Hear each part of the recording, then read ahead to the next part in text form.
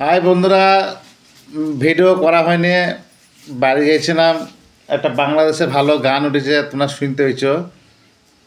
হ্যাঁ, ভাতার ময়লে কাঁদিস না লো পারা তোরা হামাগেরা, ভাতার ময়লে কাঁদিস না তোরা। বন্ধু গানটা ভালোই গেয়েছে বাংলা সেটা।